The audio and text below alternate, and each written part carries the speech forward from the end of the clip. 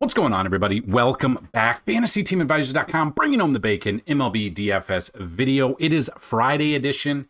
It is April 18th. We are back. We are already halfway through April, which is wild. Let's have a day. I want to have a great day for DFS. We have one early game, like technically very early game, which is the Diamondbacks at the Cubs. Then you have a 3-game early slate. Then we have the rest of the games on your May normal time, 6:05 Central slate. So if you're new to the channel, we have giveaways every day, and we try to break it down. So if you have not seen our videos, obviously you've seen that's a little bit longer. We break down the games. We look at every single game for the day. We look at all the pitchers that are available at the time. We look at the batters that have had success in past at-bats against them or against the handedness of the pitcher. So we've got all of that for you. We're going to break it down. It would help out the channel a lot if you click on the ads and you watch the entire video. If you want to try to win some of the free passes from FTA Plus, here's how to win. First way, like the video, be a subscriber, and leave a comment. If this video gets 50 likes, you'll have a chance at a free week of FTA Plus. That's every sport in season, not just MLB.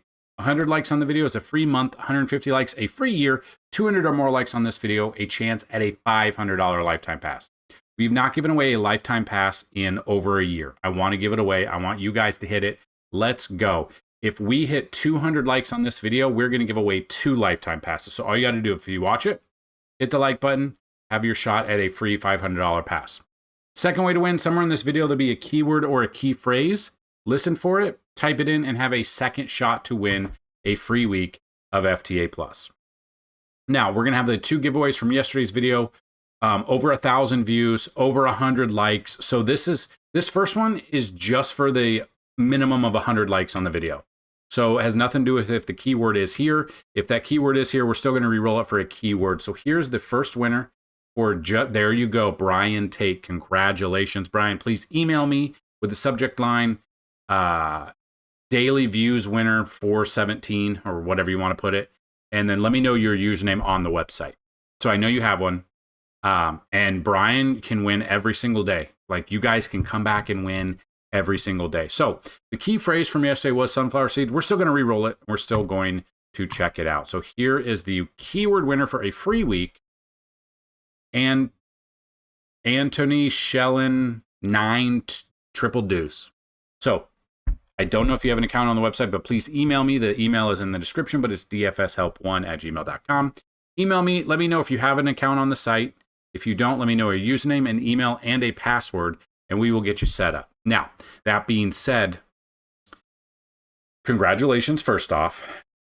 Secondly, I have 3 people that I've emailed out. So if you guys want in a normal yearly pass as $199, you can get it. The first person that emails me, lets me know if you have a CashApp, Venmo, or a PayPal, and sends it in, you can get it for $99, so $100 off for a yearly pass. And if you saw the comment in yesterday's video or the day before, someone got a yearly pass for $99 and won their money back day 1 of playing. So that's what we're trying to do. We're trying to make you a better DFS player. If you're here just for like some picks at each position, that's going to be our cheat sheet. That's going to be everything under the MLB tab, from Vegas odds all the way down to chalk, down to prop bets, everything. So make sure you go check that out. That's all part of FTA Plus. Now, I had a bad beat yesterday for sports betting. I put it in our free Discord, which you can find down below. But I had Luke Raley to hit a home run. I had Pavin Smith to hit a home run. I had Alex Call to hit a home run. A bonus bet of $10 to win $3,600. Alex Call did not get it for us. And in the 8th inning, in his final at-bat, sack bunt. So I would love to know, what is one of your worst beats in sports betting? Because that made me sad. But yeah, so what we're going to do, we're going to use Outlier. We're going to break down the games. I'm not going to break down this first game because it's a solo game. It's all by itself. Even if there's like an early slate on DraftKings or on Fanduel, I'm not going to have 3 hours in between. So if you have any questions about this game right here, you could ask me in our free Discord, which you can find down below, along with all of our other information. So we're going to look at the first game of the early slate. We've got the Guardians at the Pittsburgh Pirates. I did forget to mention, we're going to go through every game, all the pitchers and batters. Then at the end, we're going to go through All of the batters have a 10 out of 10 matchup rating through 10,000 simulations. We do 20,000 a day. After that, we're going to do the Pitches Be Crazy segment, which is where we give you 5 pitchers that have some of the best matchups against teams that strike out the most. And then I'm going to add a new segment. We're going to do Sports Betting Corner or something like that. Someone needs to help me come up with a name. We're going to give you maybe just a couple of bets that we like for the day. So stick around. It's probably an hour-long video. I don't know. But it hopefully will help you ready to rock and roll, to win money. And if you guys do win money and you feel like you want to donate or tip us, the Cash App is down below. I also have Venmo and PayPal. I thank every single one of you that sent money the other day. I had 2 people send money yesterday, $20 a piece. Thank you so much. It was very much appreciated, as much time as these videos take. So the first game, Cleveland at Pittsburgh. So we look at this, and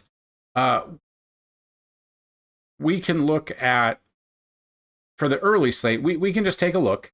Lodzinski going up against Luis Ortiz, and this is what they expect here. So we're kind of looking at this. Ortiz has faced 13 batters for Pittsburgh. So, I mean, these pitchers have not seen each other. So we kind of look at that, and obviously the team that the better team is Cleveland Guardians. Lodzinski, Jackinsey Noel has a home run, 1-for-1 with a home run. Against right-handed pitching, you can see there are batters that I would take against right-handed pitching. So if I am playing this early slate, Gabriel Arias batting 323 this year, Roquillo batting 296. Obviously, J-Ram is one you want to get in there. You could look at Carlos Santana, Stephen Kwan. Those would be the ones that I'd stack in this game, or at least for Cleveland on anyway. Pittsburgh against Luis Ortiz, they really haven't done much. Against right-handed pitching this year, though, they are hitting kind of okay. O'Neal Cruz had a massive bomb. I wish I'd have taken O'Neal Cruz yesterday instead of Alex Call, but, you know, neither here nor there. It's only $3,600 that I didn't get. I would look at O'Neal Cruz. I would take a look at, I don't think I like a Pittsburgh stack very much. There's one-offs that if you're looking for a one-off, like a utility player on FanDuel, IKF could be in store there. But other than that, I probably will not play the early slate. I don't think I really like the pitchers. I think I'm okay without those pitchers. I feel like I would be okay without them. Next game, Kansas City at Detroit. So Detroit strikes out the 4th most out of any team right now. Cole Reagans, obviously they play each other a ton. He has 60 plate appearances against this Detroit team, 26.7 K percentage, a .082 batting average against him, and only a 205 WOBA. So in a fantastic spot that I feel we're probably pretty good to feel comfortable with. Cole Reagans, if you play early, he's probably going to be the number 1 pitcher on the slate. If you sports bet, I would definitely look at him for strikeouts as well. So Detroit loves to strike out. They strike out, like I said, 4th most, 9.78 times per game. So we look at that, and I'm definitely paying attention to that, and he would be my go-to. First in Jackson Jobe. So Jobe's never faced the Royals before. Now this is, if it was in Kansas City, it's a pitcher's park, but this is in Detroit. So the ball flies out a little bit more than it does in Kansas City. But they've never faced him before. So Kansas City bats against right-handed pitching this year. Kyle Isbell could be a sneaky option, a really cheap option that could homer. I would look at him. I would look at Bobby Witt Jr., still batting 288. Does hit lefties better, but still batting 288 this year. Pasquantino has a couple of bombs this year. Mikael Garcia, 244 batting average. The problem is, I watched this Royals team against the Yankees. The Yankees pitching's not that good. They're not scoring as many runs as we're used to, like last year. They were scoring a ton of runs last year. They went to the playoffs. It's just not the same team for whatever reason. So I look at that and, Jackson Jobe for tournaments, maybe just because of how Casey is going. Detroit bats against Reagans, Justin Henry Malloy has a home run. But the way they strike out, McKinstry's batting 462 against lefties, but 13 at-bats. Torkelson has a couple of home runs. Gleyber Torres batting 400, but that's 5 at-bats. They have not seen very many lefty pitches this year. That could be a problem. Those would be the ones I'd kind of look at. Outside of that, yeah, I'm kind of probably going Cole Reagans in this one for sure. For sure. And then the game here, we've got Miami at Philly. We've got, obviously the go-to would be Philly. Zach Wheeler coming in this game right here, going up against Sandy Alcantara. Wheeler has faced 41 plate appearances of this current roster, 282 batting average, 24.4 K percentage. Then Alcantara, 275 plate appearances against this Philly team. Obviously, being in the same division, he sees them a ton. You can see like Bryce Harper, 39 plate appearances. Obviously, being in the same division, either with Philly or with Washington, he's seen him a ton. But like you can see, like this team has hit him pretty well. Like Schwarber batting 303, he doesn't bat 303. Bohm bat 346. You've got Harper batting 308. You've got Trey Turner batting 361. I mean, Castellanos batting 292 against him. Marsh 263. Like his price is probably still up there enough where I would rather go with Phillies bats there. And then Miami bats against Wheeler. No one has a home run. Against right-handed pitching, they're not as good as they are lefties. If you do want to take any, maybe look at a little bit of Xavier Edwards, Otto Lopez, Jesus Sanchez if he's in there. I don't know if he will be. Hill, you could look at those guys, but I'd rather take Zach Wheeler and Philly bats. Now, I will let you know right now, I'm not always right. You guys know that. I'm just giving you as much information as I possibly can without you guys, or hopefully you're able to ascertain enough information from me to build. So this is a great starting point. But there are times that I'll be wrong where I'm on a pitcher and he gets lit up. So if I'm playing early, it's for sure Cole Reagans and Zach Wheeler for me in the bats. First game on the main slate, Cincinnati at Baltimore. We've got no weather concerns. Andrew Abbott versus Cade Povich is what it looks like.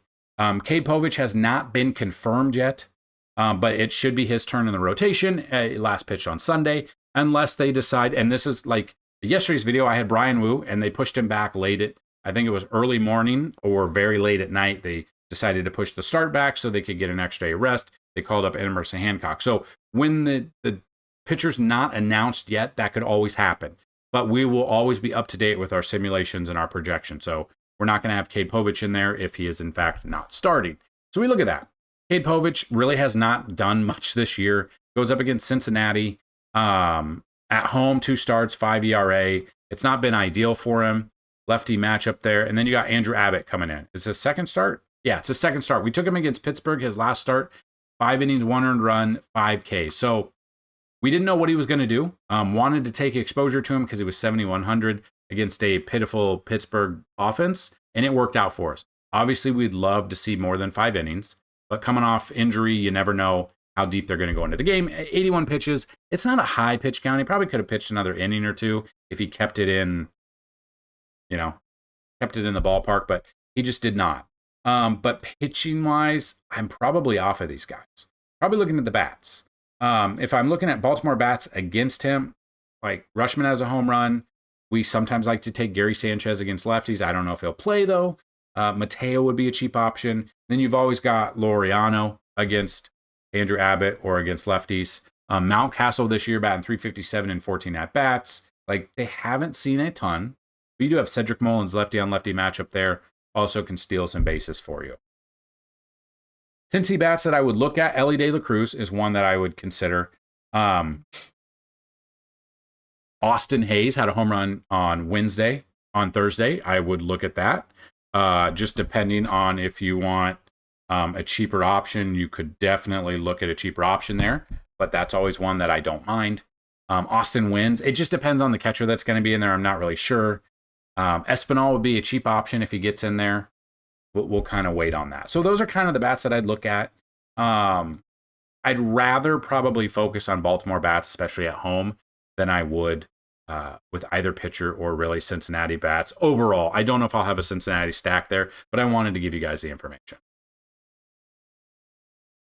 Yankees at Tampa Bay, but again, this is the Yankees at their own spring training facility. You got Carlos Rodon versus Drew Rasmussen. Rodon, 48 plate appearances against this Tampa Bay team, 195 batting average. Rodon is one that I cannot get a read on. 5.48 ERA coming in. He had a pretty good start against Milwaukee. 4 earned runs against Arizona, but had 5 Ks, so 11.3, which is low.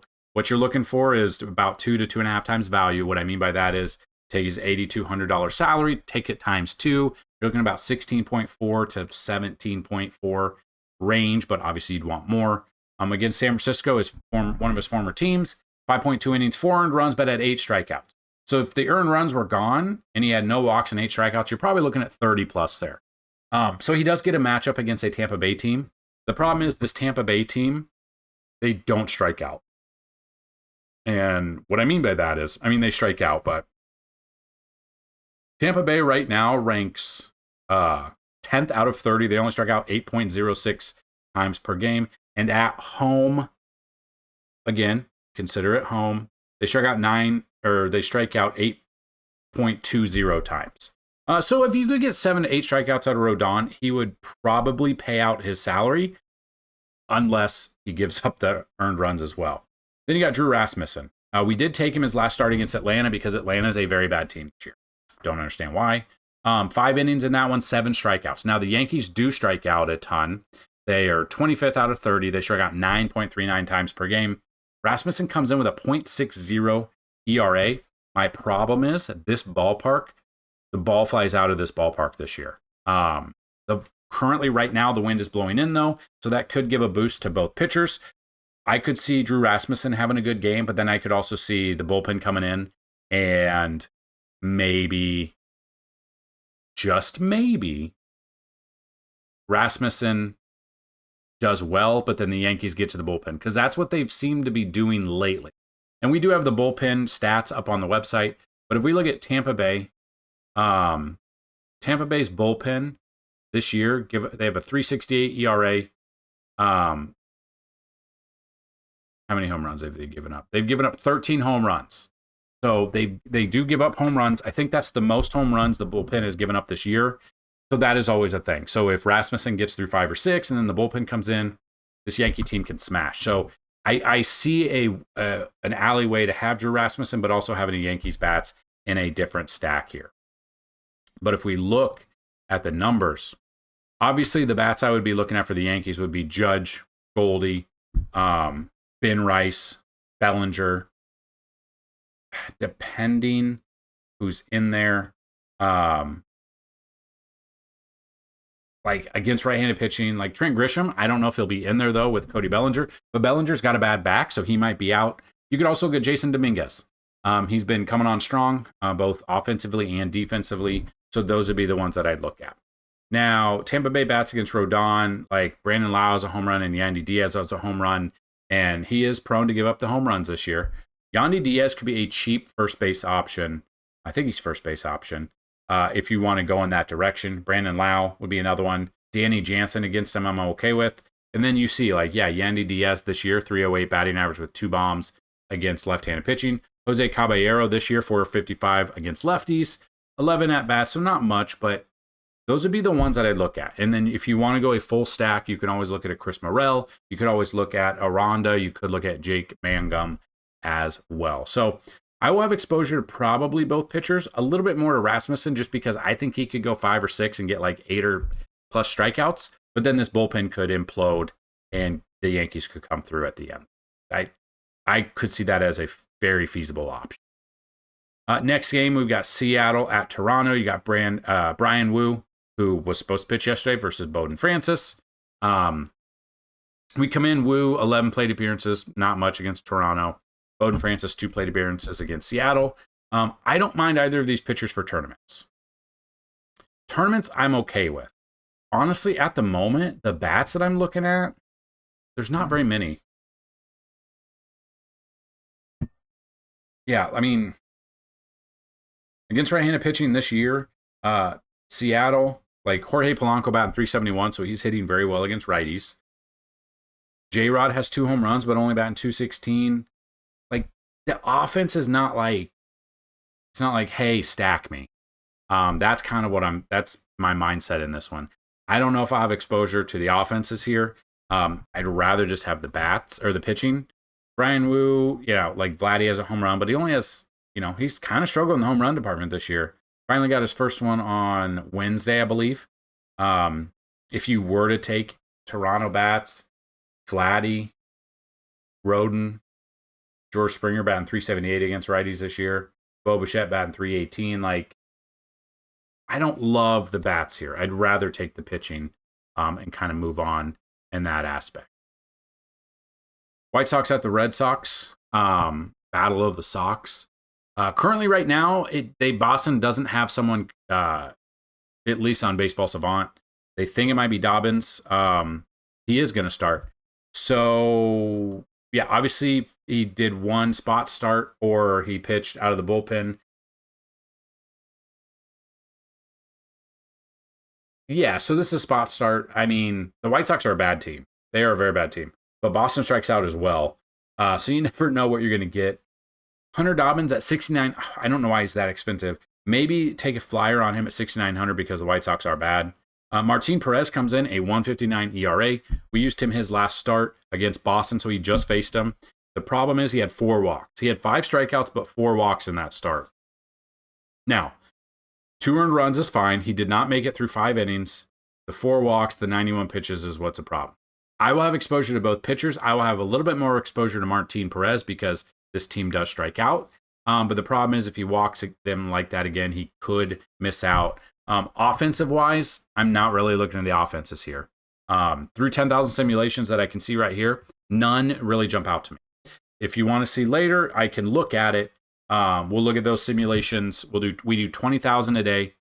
Usually about an hour or so before the first pitch of the main slate, we've updated to do 20,000 simulations. Through 10,000, none of these bats are jumping out in the sims. So yeah, I'm off of that. I would use Perez. I'll use both of the pitchers for tournaments, but not for cash. St. Louis at the New York Mets is the next game. You got Miles Mikolas versus David Peterson. David Peterson's another one that got pushed back.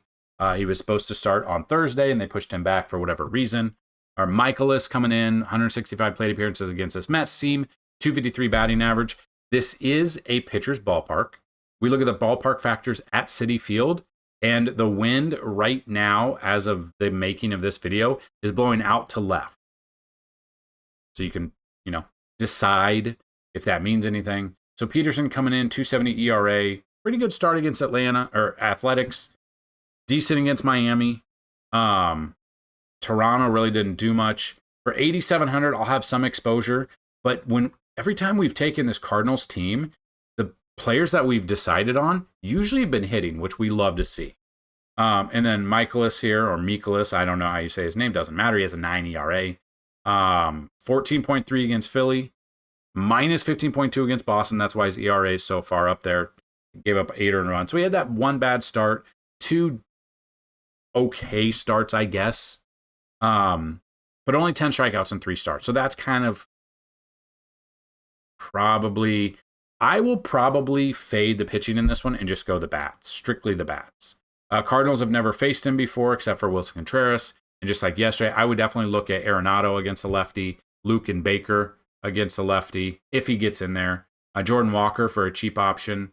Lars Nootbaar I could look at a little bit. Thomas Sagazy, I don't know if he'll be starting, but he would be a cheap option if you're trying to stack some sort of Cardinal stack here. Then the bats against Miles, I would look at Jesse Winker. I would look at Tyrone Taylor. I would look at Juan Soto. I want to sprinkle in some Lindor, batting 412. I'd also sprinkle in a little bit of Brandon Nimmo. Against Mikolas, he's not done much, but against maybe not Brandon. Maybe Acuna or Sanger if you need a very cheap catching option on this main slate. So that's that game we've covered. We got Minnesota at Atlanta next. I still don't understand how bad Atlanta has been, but it's neither here nor there. I can't control it. I can't control it. The weather at this field blowing in as well. But, I mean, if they're powerful enough, it might not even matter. You got Chris Paddock versus Bryce Elder. The Braves do strike out the second most out of any team right now, which is wild to think about. So Chris Paddock for tournaments, I'm A-okay with. But he does have a 9.49 ERA. But we do a pause on that because the first start of the season, he had 9 earned runs. and that's where the majority of it came from. 3 earned against Houston. We did take him against Detroit because Detroit was, at the time, I think the 3rd most strikeout team or 2nd last 5 days ago. And he came through 16.9. He's now dropped down to 6,000, which is wild to think about. So I'll have exposure to him because he is 6,000. And Atlanta strikes out a lot, and their offense has been kind of bad. Flip side of that, you got Bryce Elder coming in, 7.20 ERA. Really has not done anything in 2 starts. Tampa Bay, 6 innings pitched, 5 earned runs. It's not been ideal. But the Twins' offense has been kind of bad this year. They really haven't seen him. But against right-handed pitching this year, if I were to take some Ty France batting 286, I'm okay with him. Harrison Bader batting 324 against righties. Usually I'd like him against lefties, but I'll take him. Trevor Larnach, Byron Buxton, Julian, I'm okay with. I don't love kind of the same thing with Ryan Jeffers, but if you are needing a cheap catching option, I'm okay with that. If you think Paddock's going to struggle like he has in the past and you want to go Atlanta bats, no one's hotter in the league right now than Austin Riley, just except Aaron Judge, who's batting 400, I think. Ozuna, I would take. Austin Riley, I would take. Sean Murphy, I would take. You could look at Michael Harris. Maybe Ozzy Albies. Like, if you want to go, like, contrarian, I think an Atlanta stack would be good because they do strike out a ton, but all it takes is 1 home run from your batter. If you can get a stack of home runs from those guys, you might be in a good spot for the day. So we are going to go to the next page of the game. So we've got the Dodgers at the Rangers. We got Yamamoto versus Jacob deGrom, which Yamamoto, very expensive, but has been pretty serviceable this year. Jacob deGrom, I have a bet with a friend that he will not pitch over 5.5 or 99 and a half innings. He's had 2 starts in a row. Awful. The strikeouts were not there. 4 against Seattle, 3 against Tampa Bay, 6 against Boston. 1 good start and then 2 bad starts. And now he goes up against a Dodgers team. I don't want to pay $8,500 for him. That's a wild price. If I were to pay, it'd be for Yamamoto and the Dodgers stack, just depending on who's in there. Freddie Freeman, Shohei Ohtani, Kike Hernandez, you could look at, very cheap option. But he's kind of been struggling at the plate. Teoscar Hernandez a little bit. We usually like to take him against lefties more than righties, but I'd be okay with that. But yeah, I mean, for his price, I don't think I like deGrom. He's let us down 2 in a row, which means he might just go out and shove against the Dodgers team because everyone's going to be on the Dodgers. But I'm probably fading the pitching in that one. I would go with Yamamoto. Fading deGrom, I should say. I would go with Yamamoto and the Dodgers as a stack. Then we've got San Diego at Houston. You've got Kyle Hart versus Ryan Gusto. I mean, we used both of these last time because they were cheap. Gusto's now gone up 1,000. Has not gone more than 4 innings. I don't trust that. And San Diego hits righties better. Hart comes in, 5.40 ERA, 6 innings against Colorado. Really good start, but Colorado's a bad team. Nothing against the Cubs. Like, got shoved by the Cubs in 0.2 innings, and then Cleveland, 5 innings, 2 earned runs. 15.7 is good. I don't trust him. I would rather take the offenses in this one. So the offenses, like, if I'm looking at San Diego bats, obviously neither of these pitchers have faced this team before, but San Diego against right-handed pitching, I'm looking at Luis Ariz. He can get on base. Machado has been killing it. Tatis makes sense. But Gavin Sheets might be a sneaky option. He could be a sneaky option. I don't think many people are going to be on it. Yeah, that's what I'm looking at. Gonzalez, Oscar Gonzalez. I don't know if he'll start, but if he does, a cheap option to complete your San Diego stack where you might be more surprised with that stack than other ones. And then Houston against lefties. They really don't hit lefties well. They've only seen, one start. Like, if I were to take him, Yainer Diaz I'm looking at. Yordan Alvarez I'm looking at. Maybe Altuve, Christian Walker, Chas McCormick, but they really have not overall this year faced lefties enough to kind of feel comfortable, and they've never seen him before. But I would take Houston as a stack here at home, but I do like San Diego more of a stack than I do Houston. Next game we've got on the docket, we've got the Athletics at Milwaukee Brewers. You've got JT Ginn or Jen versus Freddie Peralta. Freddie Peralta, 9 plate appearances, so not much. Ginn, 6 plate appearances, so neither have seen each other much. Ginn coming in, I believe, I was going to say 1 start, 5.1 innings, 6 Ks, 22.4. For tournaments, I'm okay with that. Milwaukee overall this year, strikeout-wise, they're ranked 20th out of 30, 8.68 times per game, and at home, they're striking out only 8.90. So a little bit lower on that side, but Ginn at 6,600 for tournaments, I'm good with that. Peralta, obviously, he's a high strikeout guy. At minimum of 6 strikeouts a game. Gets to go up against an Athletics team, or Sacramento team, I should say. They currently, actually, Athletics are the second best team of the least amount of strikeouts. 6.72 a game. Last game for on the road, they're averaging 7.11. So they're averaging a little bit more on the road. The only problem with Peralta,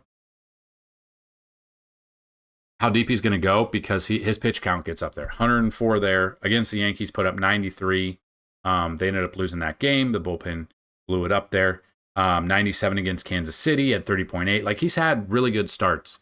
The Athletics, the only problem is they don't strike out as much. But his stuff might be electric enough to have them strike out enough to pay off for that. It's just, you never know. That's what we might get out of him. Peralta, against Peralta, Athletics really haven't seen much. I mean, Seth Brown has a home run. Brent Rooker has a home run. That's it. I would use those two if I weren't going to use Peralta. Soderstrom's been on fire. Had another home run on Thursday. I would look at Lawrence Butler batting 302. I would look at. Those would probably be it, though. Langoliers had the day off yesterday, but he's only batting 170 against righty. So I don't know if he'll be in there. And I don't know if he'll do much if he is given the opportunity. Milwaukee bats against Ginn. No home runs. Against right-handed pitching, though, like Bryce Terang you could look at. Christian Yelich you could look at. Jackson Chourio is batting 220. Isn't he on the IL? Oh, they reinstate him? Or am I thinking of somebody else? I'm thinking of somebody. Who am I thinking? I must be thinking of somebody else. Chourio batting 262 in the year with 5 bombs. I'm okay with those guys as a stack there. I kind of actually like Milwaukee a little bit as a stack. The next game is Washington at Colorado. It is in Colorado, and there's a chance for, it looks like, rain and snow. I wouldn't use either pitcher. Mackenzie Gore, you could, but 3.52 ERA, has not faced Colorado this year. Minimum, though, 5 strikeouts a game. 7 in his last start against Miami, but gave up 400 runs, so only got 12.9. It's in Colorado. I usually don't want to pay for pitchers in Colorado. Now, I could be wrong. Gore could have a 10-plus strikeout game. I get that. But I look at this, and I would, they don't see him much. Ryan McMahon has a home run against him. Against lefties this year, Brenton Doyle batting 455. Kyle Farmer, 6 for 12. Hunter Goodman, 3 for 16. You also got Ryan McMahon, who's not doing much this year, but does have success against him. And then Dollander. Obviously, he's never faced them before. When we look at that, game log, 2 decent starts. One against San Diego, Pitchers Park, and one against Atlanta. The Athletics, where they don't strike out much, but he did get 6 strikeouts there. So you could throw him in there for tournaments.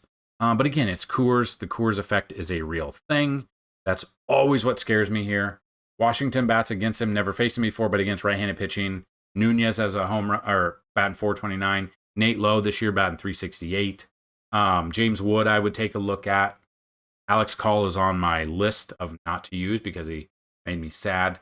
Keibert Ruiz I would look at. You could look at Josh Bell, especially in this ballpark as well. Weather's a concern, though, so definitely pay attention. In the final game, San Francisco at the Angels. It has not been confirmed yet that it is, in fact, Tyler Anderson, but it's his time. It's his turn in the rotation. I'll say it. It is now confirmed that it is Tyler Anderson. So Logan Webb versus Tyler Anderson. Webb, 59 plate appearances against this team, 175 batting average. Webb makes a ton of sense. 9,000. It's against the Angels. He comes in with a 2.63 ERA. Not so good a start against the Yankees. 2 really good starts in a row, Cincy and Houston, and then not so good start here against Cincy, or at Cincy, I should say. 10 strikeouts against Cincy, 5 against the Yankees, but gave up 3 earned runs and had 4 walks, so that was the problem. Tyler Anderson coming in, 287 batting average, 56 plate appearances against this team, 277 batting average overall, or 287 ERA, I should say. But he had a really good start against Houston, 5.2 innings with 6 Ks, but had 4 walks and still had 25.8. So no walks there. You're looking at 34-ish fantasy points. So a great spot. But yeah, so that's kind of what I'm looking at. Tyler Anderson for tournaments, I'm okay with, but I kind of like San Francisco bats here for the final game to cover. Against Anderson, you got Willie Adames with a home run, Matt Chapman with a home run, Wilmer Flores with a home run. Against left-handed pitching this year, Wilmer Flores has 2 home runs, but only batting 111. Jung-Ho Lee batting 421 with 2 bombs. I would definitely look at him there. I would look at Elliot Ramos, Willie Adames, Matt Chapman. I honestly don't trust Tyler Anderson here. I'd rather go with the Giants stack for sure. Angels bats against Webb. Darno has a home run, and Soler has a home run, but neither are batting over 150.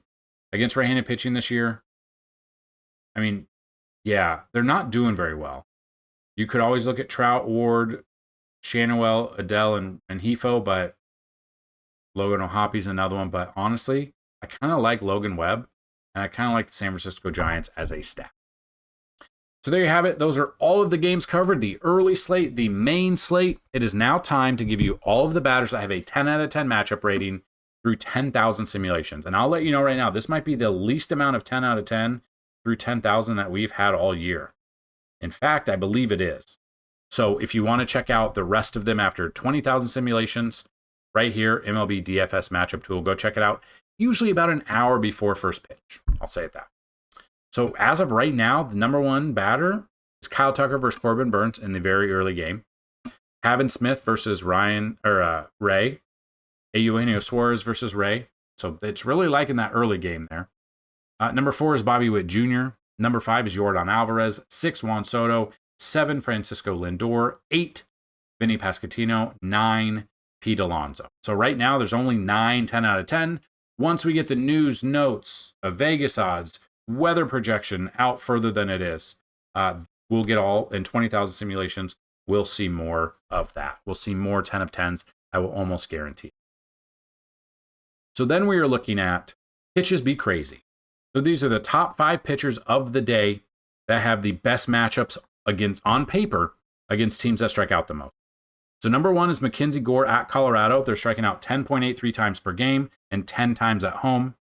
Chris Paddock at Atlanta, 9.89 times per game, 9 times a game at home. Number 3 is Martin Perez at Boston. Boston striking out 9.85 times a game and 8.71 at home. Cole Reagans at Detroit. Detroit strikes out 9.78 times a game and 9.17 at home. And finally, Tyler Anderson versus San Francisco Giants. Giants strike out at 9.56 times per game and 10.5 on the road. So to reiterate that, Mackenzie Gore, Chris Paddock, Martin Perez, Cole Reagans, and Tyler Anderson. That's your pitches be crazy. And now a new segment we are going to look at are bases, or sports betting, I should say. So these are ones that I would look at for 2+ bases for this. So number 1 right now, Corbin Carroll versus Colin Ray. His last 20 games, he has 52 bases, so he's averaging 2.60 per game. He's expected at 2.77. Pavin Smith, 39 bases this year, 1.95 per game. So I would look at him. In that same game, Kyle Tucker, 46 bases this year, 2.42 per game. Shohei Ohtani, 40 bases this year, 2.11 per game. Josh Naylor in that same game. Might be a lot of offense in that game. 42 plate appearance or bases this year with a 2.10 average per game. So those are your ones that all have a 2+ there. Ones that are on the fringe that have really good odds here. Bobby Witt Jr.,